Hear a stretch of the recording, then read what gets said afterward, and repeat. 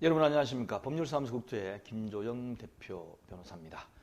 이번 시간에는 공사계약서 세 번째로 사업참여제안서 시공사가 작성을 합니다. 그러니까 입찰에 응해가지고 자기가 시공자로 선정받고 싶어하는 건설회사들이 작성을 하는데 그 사업참여제안서를 작성할 때 반드시 이거를 써라 라고 조합에서 반영하도록 해야 돼요. 그래서 그 내용을 한번 강의해 보도록 하겠습니다. 이걸 하지 않고 하게 되면 문제점이 발생해요. 자, 같이 보시겠습니다. 먼저 첫 번째로 사업참여제안서를 건설회사가 임의대로 작성하도록 하면 어떤 결과가 초래가 될까요? 여러분 어떻습니까? 건설회사 보고 니네들 알아서 써내라. 그러면 어떤 결과가 초래가 되죠? 첫 번째, 자기들한테 유리하게끔 쓸 거 아닙니까? 들어오려는 시공회사가 안 그래도 담합이니 뭐니 뭐 나눠먹기 한다느니 이런 말들이 많은데 그냥 지네들 마음대로 쓰도록 내버려 주면 지네들끼리 모여가지고 야 이렇게 쓰자 이렇게 쓰자 저렇게 쓰라 안 밝혀져서 그렇지 암암리에 있을 수가 있지 않겠습니까? 그래서 건설회사들이 자기들한테 유리하게끔 작성한다. 그거는 곧 조합에 불리하다는 얘기죠. 그 다음에 제안서 항목이 그리고 거기에 기재된 내용이 각각 다르게 되면 회사들 간의 제안사항을 비교가 곤란하게 돼요. 어떤 사람은 이걸 기준으로 쓰고 어떤 사람은 이걸 기준으로 쓰고 어느 게 나은지를 분별하기가 쉽지가 않을 경우가 있습니다. 그리고 만약 이렇게 임의대로 작성하도록 내비두고 입찰을 받고 나면 어차피 입찰이 됐기 때문에 거기서 하나를 선정해야 될 거 아닙니까? 그러면 조합의 의사가 반영이 안 된 상태의 사업참여 계약서대로 한 개 업체를 선정할 수밖에 없어가지고 결과적으로는 조합원이 불리해진다라는 것을 말씀을 드리겠습니다. 자, 그러면 이거를 막기 위해서 입찰 지침서에다가 사업참여제안서에 이거를 써라라고 해야 되는데 어떤 걸 써야 되느냐는 것에 관해서 한번 알아보겠습니다. 자, 우리가 공사계약을 하든 재건축 재개발 사업을 하든 중요하게 여기는 몇 가지가 있어요. 조합원들이 중요하게 여기는 거죠. 왜냐하면 자기한테 직접 피부에 와닿으니까 중요한 겁니다. 자, 첫 번째 어떤 게 있을까요? 공사비가 얼마냐? 3.3제곱미터당 400만 원이냐, 500만 원이냐, 600만 원이냐, 또는 지분제 사업으로 간다면 무상지분율을 130%를 줄 것이냐, 110%를 줄 것이냐, 이걸 쓰라. 똑같이 항목에다 쓰도록 만들어야 되죠. 그 다음 두 번째로는 공사비나 무상지분율을 아무리 적게 하고 무상지분율을 많이 한다 하더라도 나중에 계약서 내용을 착실하게 보면 물가 상승이 온다든지 아니면 착공 기준에 따라 가지고 계속 올라갈 수밖에 없도록 만들어 놓은 게 있어요. 이걸 우리가 미리 정해 놓는 거죠. 예를 들면 착공 기준 시점을 A 회사는 2021년 4월 착공 기준, B 회사는 실제 착공 가능한 일인 2024년 1월 착공 기준. 이렇게 하면 A 회사가 적을 수밖에 없습니다. 금액이. 왜냐하면 물가가 계속 올라가게 되면 2, 3년 뒤에 착공할 때의 금액은 올라갈 수밖에 없으니까. 그런데도 조합원들은 그것도 모르고 A 회사는 500만 원이고 B 회사는 560만 원이니까 A가 유리하다. 이렇게 판단할 착각을 일으킬 수가 있기 때문에 아예 조합에서 착공 기준 시점을 우리 조합 대충으로 봐서는 한 2023년 12월 달쯤 될 것 같다. 그럼 그때를 기준으로 써내라 이거죠. 어떤 의미에서는 저는 1번째부터 제안을 드리고 싶은 게 공사 도급 금액을 니네들이 알아서 써내라고 할 게 아니고 우리 조합의 아파트는 3.3제곱미터당 550만 원짜리를 짓고 싶다. 그리고 우리가 거기를 줄 테니까 니네들이 그 금액을 받는다는 전제하에 제공 가능한 모든 무상 제공, 뭐 마감재 뭐 다 올려라. 이게 가장 좋은 시공자 선정하는 방법입니다. 방법이거든요.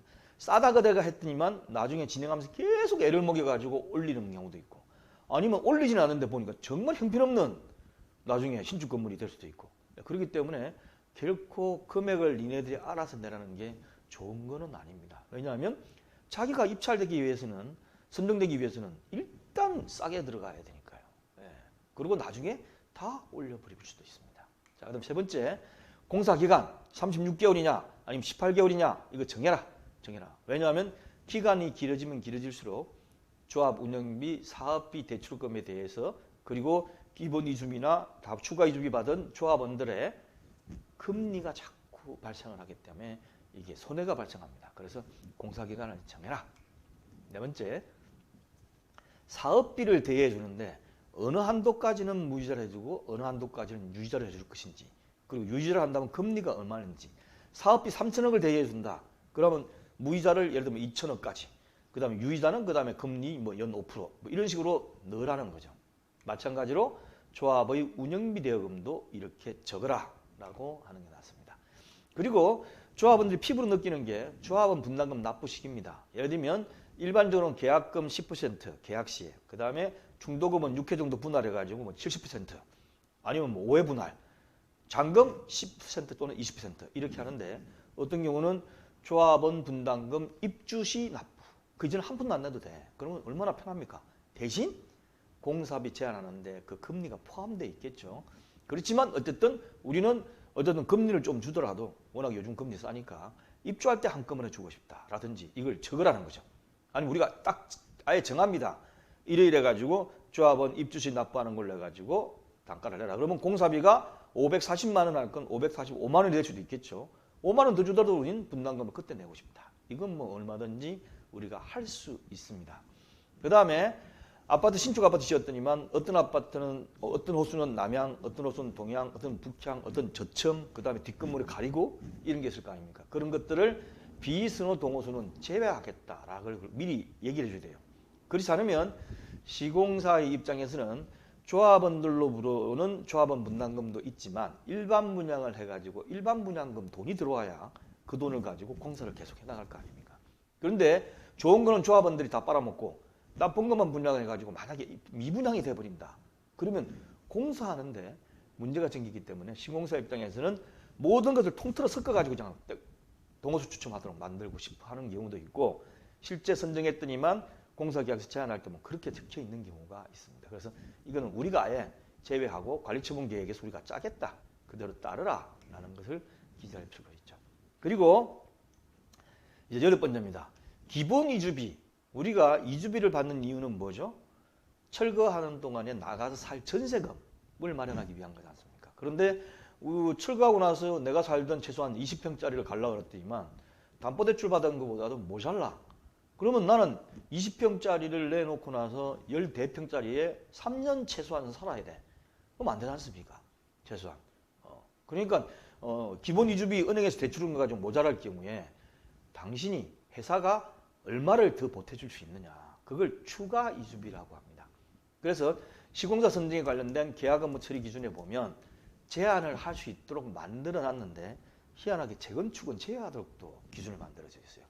재건축과 재개발이 무슨 차이가 있는지 아직도 재건축 재개발 차이점을 국토교통부나 다른 데서 모르는 것 같아요. 똑같습니다. 똑같아요. 임대주택이 재개발에 조금 더 들어가 있다는 것 뿐이지 똑같은 사경제주체가 하는 사업인데 왜 이렇게 차이를 두는지 이해가 가지를 않습니다. 그 다음에 이제 중요한 것 중에 하나가 입주했을 때 눈에 팍 들어오는 건 마감재입니다. 마감재.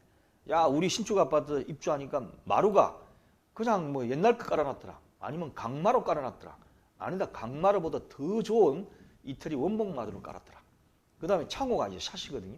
샤시도 방음에 절대적으로 효과가 있기 때문에 방음이 잘 되고 열 차단 효과가 높은 걸 달아야 굉장히 편합니다. 그리고 주방기구도 국산 게 아니고 뭐 외제 걸 단다든지. 제가 보니 주방기구 국산 거 좋은 거 엄청 많아요. 하여튼 어느 제품을 달아주라 라는 것들도 미리 지정할 수가 있습니다.